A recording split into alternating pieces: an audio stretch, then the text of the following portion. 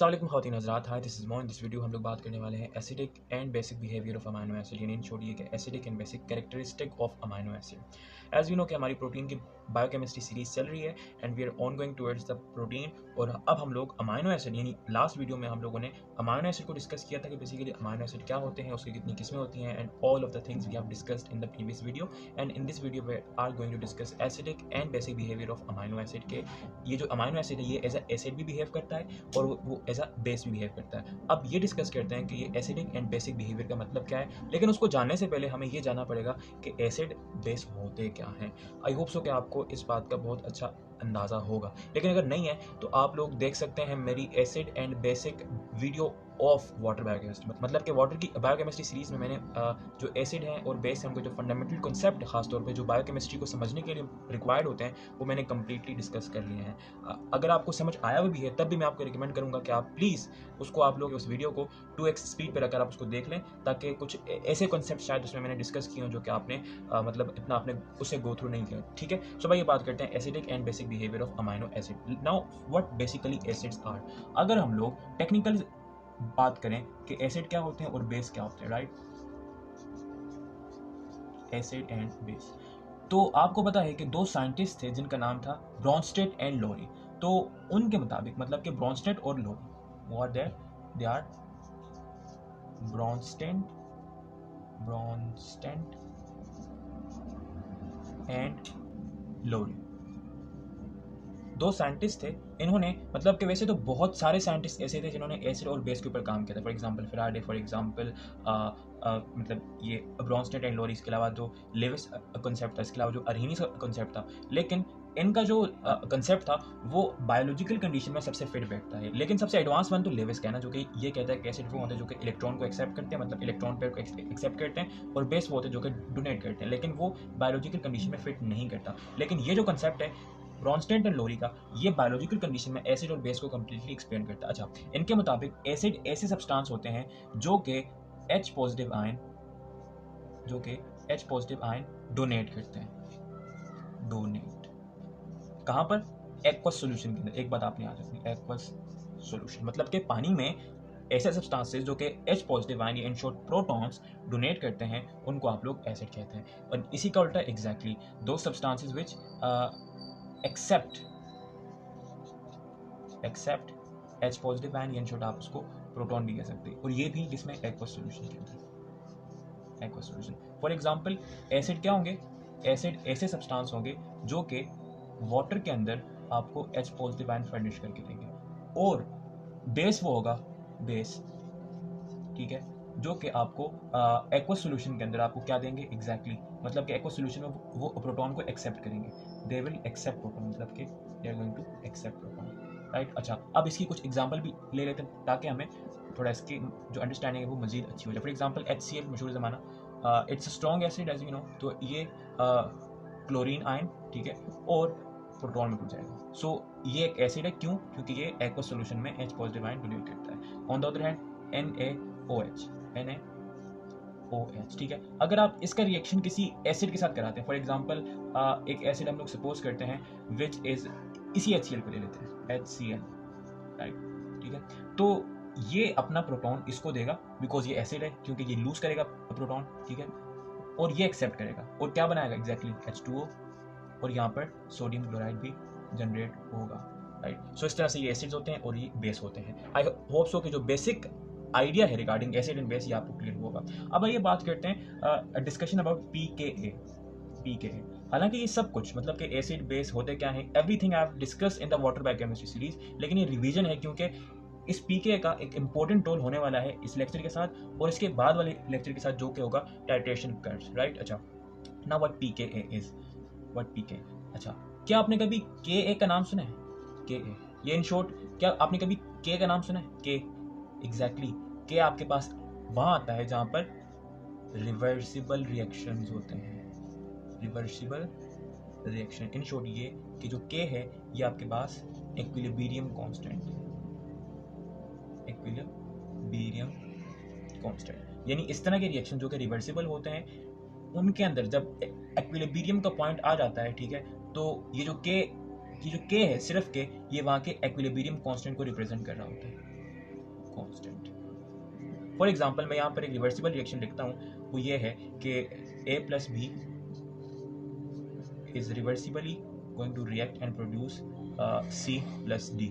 तो इसका अगर इक्विलिब्रियम कांस्टेंट लिखूं, आई होप सो कि आपकी वो वाली बेसिक्स थोड़ी सी अच्छी हों। तो एज वी नो के प्रोडक्ट्स ऊपर आते हैं, यानी ये जो स्क्वायर ब्रैकेट्स हैं, it is representing the exactly concentration of products, मतलब कि कंसंट्रेशन को शो करती हैं, and below will be this reactant, right. तो ये क्या है, K क्या है, K is a equilibrium constant. Now KA, now this A means acid, A means acid, मतलब कि किसी भी एसिड का इक्विलिब्रियम कांस्टेंट, या आप इसको यूं कह सकते हैं कि किसी भी एसिड का डिसोसिएशन कांस्टेंट, डिसोसिएशन कांस्टेंट, मतलब कि जो K या फिर KA, मतलब कि जो इक्विलिब्रियम कांस्टेंट होता है वो आपको ये बताता है कि कोई भी चीज अपने प्रोडक्ट्स में कितना टूटेगी, कोई भी चीज अपने प्रोडक्ट में कितना टूटेगी। इक्विलिब्रियम कांस्टेंट आपको यही बताता है, राइट। अच्छा, नाउ आई होप सो कि आपको ये KA का मतलब समझ आएगा। Now what do you mean by this PKA? अच्छा, आपने pH का नाम सुना है? एग्जैक्टली, ये जो pH है, pH means power of hydrogen, power of hydrogen. ये अगर मैं इसका सिंपली फॉर्मूला लिखूं तो ये कुछ यूं होगा कि pH equals to negative log, ठीक है, of the concentration of H positive ion. तो PKA क्या है? PKA भी सिमिलर है। PKA क्या है? PKA equals to same negative log KA। मतलब इन शॉर्ट ये कि जो PKA है ये असल में उस सब्सटेंस के KA को पावर में, यानी इन शॉर्ट नंबर में रिप्रेजेंट करता है।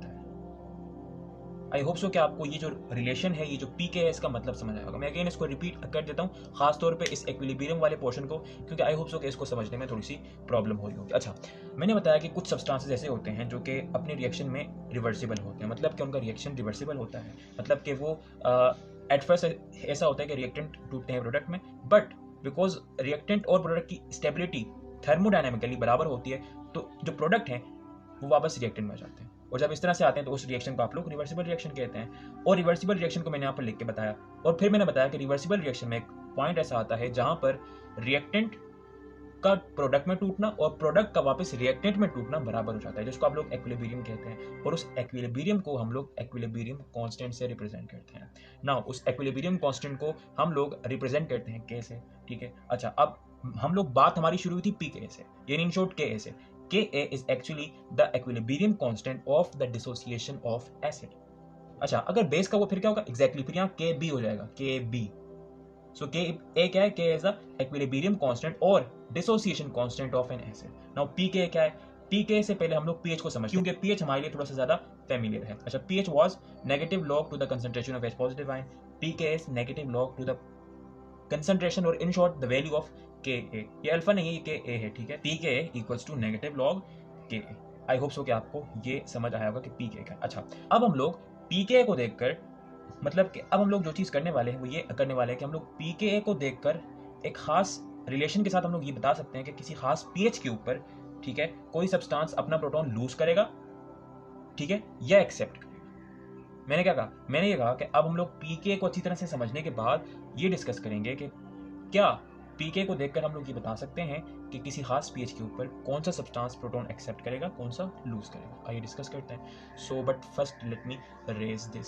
सो नाउ मैं यहाँ पर एक रिलेशन लिखने वाला हूँ जिससे मदद से हम लोग ये बता सकते हैं कि कोई भी सब्सटेंस अपना प्रोटॉन कब लूज करेगा और कब वो एक्सेप्ट करेगा। एक बात आप लोग याद रखेंगे कि जब कभी भी जो pH है, pH जब कभी भी वो ग्रेटर देन होगा PKA से, greater than PKA, then substance is going to be deprotonated, deprotonated।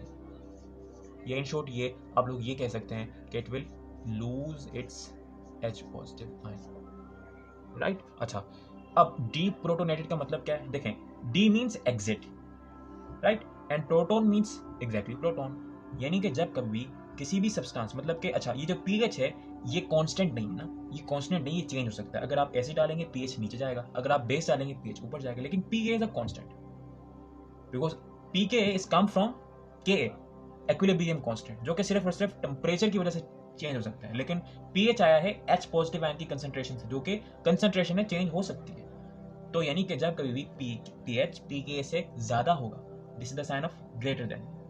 याद रखिएगा, बहुत सारे लोगों को ये नहीं पता होता ना कि ये ज़्यादा है या बड़ा है। Let me right greater and on the other hand when pH is less than pK, now what happens? Substance is going to be exactly protonated. In short, they will exactly accept proton. अच्छा, आप लोग ये सोच रहे होंगे कि देखो अगर pH कम है pKa से, ठीक है, इसको अपना प्रोटॉन दे देना चाहिए ना। लेकिन देखें, एक बात आपने याद रखनी है कि जो pH था और जो pKa है वो लॉग नहीं है, वो नेगेटिव लॉग है। मतलब pH कम होने का मतलब ये है कि H पॉजिटिव आयन की कंसेंट्रेशन ज़्यादा है, और अगर H पॉजिटिव आयन की कंसेंट्रेशन ज़्यादा है, ठीक है, तो यानी कि अगर pH pKa से ज़्यादा है, मतलब कि एक खास एसिड के इक्विलिब्रियम कांस्टेंट से ज़्यादा अगर pH है, तो मतलब कि उसकी रेंज से ऊपर है। मतलब कि एक रेंज है जिसके बाद एक सब्सटेंस अपना प्रोटॉन लूज करे। अब उस रेंज से आपके पास ज़्यादा प्रोटॉन है, तो अगर ज़्यादा है तो आप एक्सेप्ट कर लेंगे ना। यानी pH कम होने का मतलब प्रोटॉन ज़्यादा, और अगर प्रोटॉन ज़्यादा है तो आप एक्सेप्ट करेंगे। And on the other hand, जब आपके पास pH ज़्यादा हो, किससे? pK से, मतलब pH ज़्यादा होने का मतलब प्रोटॉन आयन की कंसंट्रेशन कम है, क्योंकि again pH is negative log to the concentration of H positive ion. तो अगर pH कम है तो वो सब्सटेंस अपना प्रोटॉन लूज करेगा।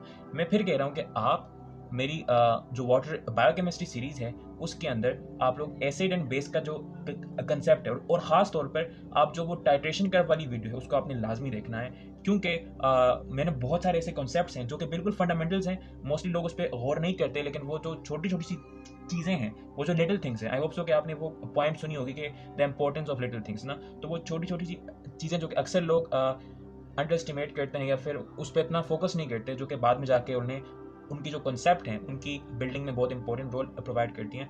तो वो तमाम चीज़ें जो कि बायोकेमिस्ट्री को समझने के लिए लाजमी होगी, वो मैंने वाटर बायोकेमिस्ट्री में डिस्कस की हैं विद डिटेल, और एक्सप्लेन भी किया है कि हर चीज़ कैसे है, क्यों है, किस वजह से, ठीक है। तो उसको लाजमी देखिएगा। आई होप सो कि आपको पता लग गया होगा कि कोई भी चीज़ अपना प्रोटॉन कब लूज करेगी, कब एक्सेप्ट करेगी। अब आइए बात करते हैं directly to the topic which was acid and basic behaviour of amino acids.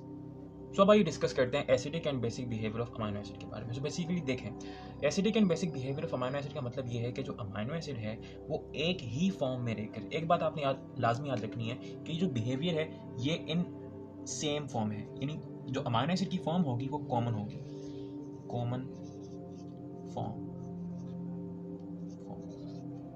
अब इसका क्या मतलब है?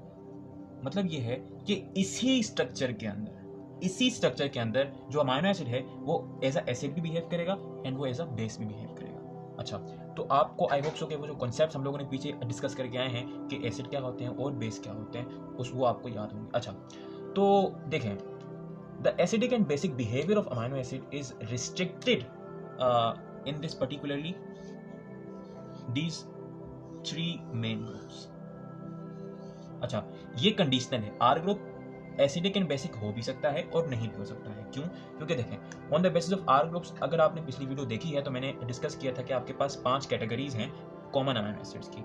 एक तो था एलिफेटिक, दूसरा था एरोमेटिक, तीसरा था नॉन चार्ज अनचार्ज पोलर, और लास्ट 2 थे आपके पास acidic and basic R group containing amino acid. तो ये कंडीशनल है, ये हो भी सकता है और ये नहीं भी हो सकता। लेकिन अभी हम लोग इस वक्त आर ग्रुप को डिस्कस नहीं कर रहे, हमारा फोकस इन 2 ग्रुप्स के ऊपर है, because they both contain such kind of atoms which can behave as an acid and as a base. अच्छा, so देखें how these 2 functional group can help this amino acid to behave as a base। देखें ये मतलब कि अगर carboxylic acid की बात करें तो ये बिहेव करता है एज एन एसिड,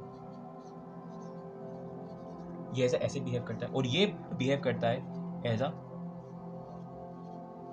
बेस। अच्छा, अगर एज अ एसिड बिहेव करता है तो क्या ये एक्सेप्ट करेगा या लूज करेगा? Exactly, it will lose its proton. और अगर ये बेस बिहेव कर रहा है, exactly accept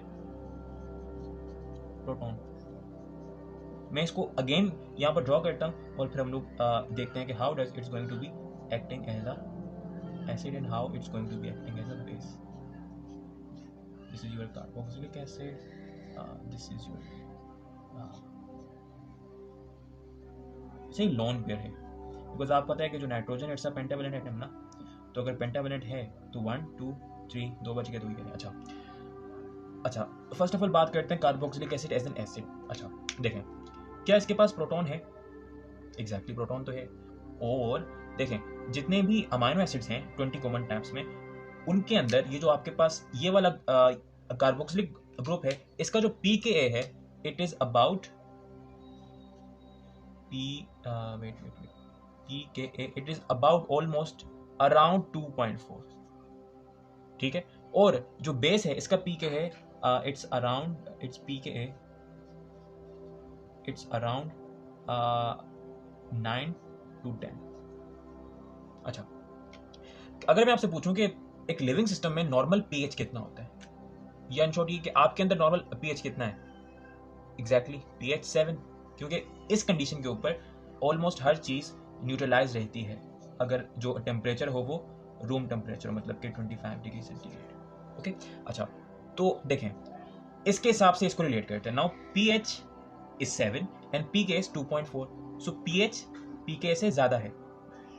pH is exactly it's greater than pK। तो आपने जो नोट्स लिखे थे तो यहां पर आगे क्या आएगा? Exactly it's going to lose H positive. तो यानी कि ये अगर आप लोग यहां देख सकते हैं, ये वाला हाइड्रोजन ये लूज कर देता है और इसके ऊपर एक नेगेटिव चार्ज आ जाता है and it will give up is proton. और अगर आप यहां देखें pK इज 9 to 10, यानी कि pK is greater than pH। और अगर pK ग्रेटर देन है pH से, so exactly pH is less than. अगर pK ग्रेटर देन है तो pH लेस देन होगा ना।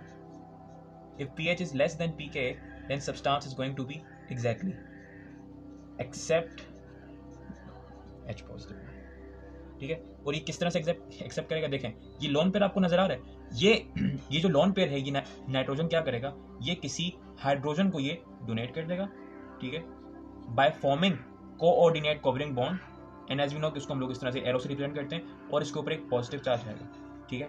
अच्छा, so as you can see कि यहाँ पर within the same form, अच्छा यहाँ पर मैंने कोई रिएक्शन करने के बाद इसने एक्सेप्ट नहीं किया है, मतलब कि with in the same form this amino acid is donating as well as accepting a proton। तो मतलब कि it's acting as an acid as well as a base।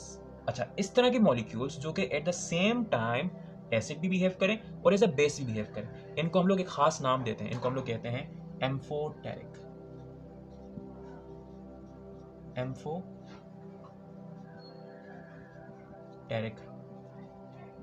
Molecule.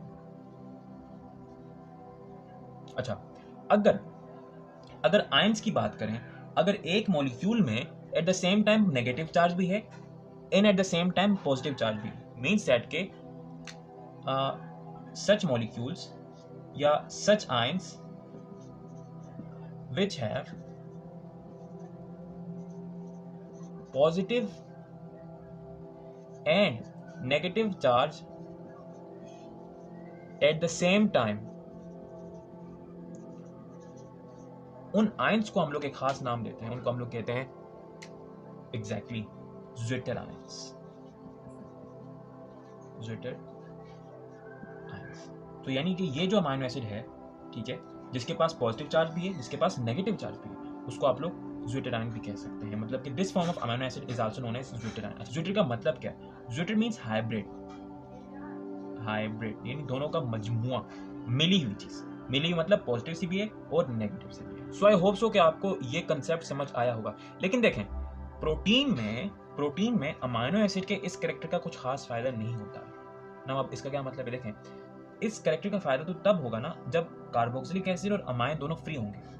लेकिन असल में आपको पता है कि सिर्फ और सिर्फ दो अमाइनो एसिड, पूरी पेप्टाइड चेन में सिर्फ दो अमाइनो एसिड ऐसे होते हैं जो कि जिनका अमाइन और कार्बोक्सिलिक एसिड फ्री होता है, जिसको आप लोग N terminal and C terminal amino acid कहते हैं। मतलब कि फॉर एग्जांपल, कहने का मतलब ये है कि फॉर एग्जांपल सपोज कीजिए कि ये एक लंबी सी चेन है अमाइनो एसिड की, मतलब कि ये प्रोटीन है। बिकॉज आपको पता है कि प्रोटीन क्या होता है? अमाइनो एसिड की चेन ही तो होती है ना, जो कि आपने आपके खास स्ट्रक्चर में अरेंज करती है, ठीक है। तो एक का सी टर्मिनल और दूसरे का COO negative and NH3 positive, यानी कि एक का अमाइन और दूसरे का कार्बोक्सिलिक एसिड फ्री होता है। बाकी सब के सब जो बीच वाले हैं उनके दोनों यूज होते हैं किसमें? पेप्टाइड बॉन्ड में। नेक्स्ट नहीं तो उससे अगली वाली वीडियो में हम लोग पेप्टाइड बॉन्ड को जिक्र करेंगे, यानी उसके बारे में डिस्कस करेंगे, तब हमें ये पता लगेगा जो अमाइनो एसिड हैं वो अपना कार्बोक्सिलिक एसिड और अमाइन दोनों को पेप्टाइड बॉन्ड बनाने में यूज करते हैं। यानी इन शॉर्ट ये कि दोनों की जो एसिडिक एंड बेसिक कैरेक्टर है वो प्रोटीन को खासतौर पर कोई हेल्प नहीं करने वाली, लेकिन एक और मॉलिक्यूल है, एक और ग्रुप है जो कि अगर एसिडिक और बेसिक हुआ तो उसका बहुत इंपॉर्टेंट रोल होने वाला है प्रोटीन में। Exactly it is R. अगर आपने पिछली वीडियो देखी है या अगर आपको अमाइनो एसिड की फॉर्म्स का पता है तो आपको पता है कि अमाइनो एसिड एसिडिक भी हो सकते हैं एंड बेसिक भी हो सकते हैं। अब आइए उसको डिस्कस करते हैं कि आर ग्रुप के ऊपर जो एसिडिक एंड बेसिक कैरेक्टर है वो अमाइनो एसिड को किस तरह से हेल्प कर सकता है और उससे हमें क्या सीखने को मिलता है। सो अब आइए डिस्कस करते हैं acidic and basic side chain containing amino acid. ये इन शॉर्ट ये कि हम लोग इनको एसिड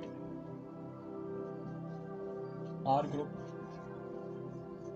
अमाइनो एसिड कह सकते हैं और हम लोग इनको बेसिक एसिडिक कर लें, बेसिक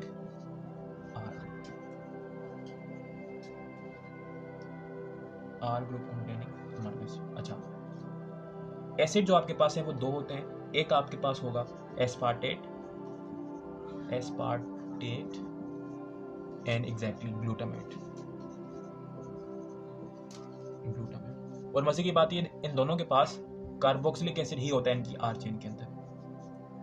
ये आर ग्रुप आपने लाजमी याद रखना है, acidic R group containing amino acid and basic R group. और यहाँ पर बेसिक के अंदर आपके पास तीन होते हैं। फर्स्ट ऑफ ऑल लाइसिन, ठीक है, देन यू हैव हिस्टिडीन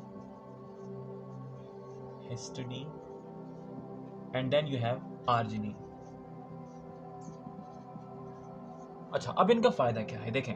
अगर कोई भी चीज एसिड और बेस है तो मतलब कि वो प्रोटॉन को लूज भी कर सकती है और वो प्रोटॉन को एक्सेप्ट भी कर सकती है, यानी कि this acidic and basic amino acid can act as many different role, मतलब कि ये बहुत सारे डिफरेंट रोल परफॉर्म कर सकते हैं विद इन प्रोटीन्स। कैसे? फॉर एग्जाम्पल आपने जो है वो इलेक्ट्रोस्टैटिक इंटरेक्शन का नाम सुना होगा। इलेक्ट्रोस्टैटिक इंटरेक्शन प्रोटीन्स के अंदर होती है जो कि प्रोटीन को स्टेबलाइज करती है। इंटरेक्शन उनमें क्या होता है, उनमें ऑपोजिट आयोनाइज्ड ग्रुप आपस में इंटरेक्ट कर रहे होते हैं। मतलब कि फॉर एग्जांपल सपोज कीजिए कि एक यहाँ पर ये प्रोटीन अगर मैं बनाऊं, ठीक है, तो यहाँ पर कार्बोक्सिलिक एसिड है C+O नेगेटिव, ठीक है, और यहाँ पर जो है वो अमाइन ग्रुप है। अच्छा, यहाँ पर इन तमाम में हिस्टिडीन में, लाइसिन में और आर्जिनिन में जो आपके पास बेसिक कैरेक्टर है वो नाइट्रोजन की वजह से ही होता है, ये फॉर श्योर है। इसमें आपके पास जो है वो एमी डाइजोल रिंग होती है, इसमें आपके पास ग्वानिन डाइनो ग्रुप होता है और इसके अंदर आपके पास सिर्फ एक प्राइमरी अमाइन ही होता है, ठीक है। यहाँ पर NH2 हमारे पास होता है, सॉरी NH3 लगाऊं और इससे पॉजिटिव, तो देखिए यहाँ पर नेगेटिव और यहाँ पर पॉजिटिव, और इनके दरमियान एक इलेक्ट्रोस्टैटिक फोर्स ही होती है जो कि प्रोटीन को स्टेबलाइज करती है। समझे? इसके अलावा ये जो acidic and basic R groups हैं, it can also act as buffers, very very important. PH को मेंटेन रखते हैं ये, जो कि एक इंपॉर्टेंट रोल है, मतलब कि एक इंपॉर्टेंट फैक्टर है for the maintenance of living system. They act as a buffer and they what they maintain pH. खास तौर पे आपने याद रखना है ये हिस्टिडीन। अगर आपको बफर के कंसेप्ट सीखने हैं तो उसके लिए भी आपको वाटर की बायोकेमिस्ट्री में ही जाना पड़ेगा, वहां मैंने डिस्कस कर रखा है कि बफर होते क्या है। फिर मैंने नेक्स्ट वीडियो में ये भी बताया कि लैब्स के अंदर आप बफर किस तरह से बना भी सकते हैं। तो मतलब कि अच्छा, मैं यहाँ पर कोई प्रमोशन नहीं कर रहा कि आप मेरी वीडियो को जाके देखें, I am just saying you, ताकि आपको जो चीज़ समझ रहे हैं आप वो आपको अच्छे से समझ आए, और कोई मेरा मकसद नहीं। अच्छा, हिस्टिडीन ये इंपॉर्टेंट इसलिए है कि इसका जो PKR है। अच्छा, एक और बात मैं भूल गया, PKR। अब PKR का मतलब क्या एग्जैक्टली? PKA की तरह ही है, मतलब कि आर ग्रुप का PK, यानी आर ग्रुप भी अगर, ठीक है, अगर आर ग्रुप भी जो अपनी डिसोसिएशन अगर उसकी रिवर्सिबल है तो उसका भी एक इक्विलिब्रियम कांस्टेंट होगा, वो क्या है, वो PKR है। अगर इन शॉर्ट लिखूं तो ये कुछ इस तरह से होगा कि PKR equals to negative log of K, यानी R में आइदर एसिड भी हो सकता है, यानी ये एसिड भी हो सकता है और ये बेस भी हो सकता है, बिकॉज आपको पता है कि एसिडिक अमाइनो एसिड भी होते हैं, बेसिक अमाइनो एसिड्स भी होते हैं, ठीक है। अच्छा, तो इसका PKR जो है वो 6 है, 6, और ये pH 7 के क्लोजेस्ट है, तो मतलब कि ये pH 7 से -1 के फासले पर है। और एक बात याद रखें कि अगर किसी भी चीज का pKa एक खास pH से +या -1 के डिफरेंस पे है तो वो सब्सटेंस उस पीएच पर एज अ बफर काम कर सकता है। तो मतलब कि जो हिस्टिडीन है ये आपका पीएच 7 के ऊपर, यानी आपकी बॉडी के लिविंग सिस्टम में नॉर्मल पीएच यानी विच इज पीएच 7, उसके ऊपर ये एक एब्सोल्यूट बफर का काम करता है। और आपका जो प्रोटीन्स का पीएच है, ठीक है, वो मोस्टली हिस्टिडीन ही मैनेज कर रहा होता है। So that was it with the acidic and basic behaviour of amino acids. I hope so कि आपको समझ आई होगी कि what actually we mean by that, और इसके जितने भी कॉन्सेप्ट्स आई होप सो कि मैं आपको क्लियर करने में कामयाब हुआ होऊंगा। सो that was it with this video. I hope so कि आपको वीडियो समझ आई होगी। If you like this video so please share this video with your friends and anyone जिसको भी इस वीडियो की ज़रूरत है। अपना बहुत सारा ख्याल रखें। Thank you so much for watching. Have a nice day. Take care self. Good bye.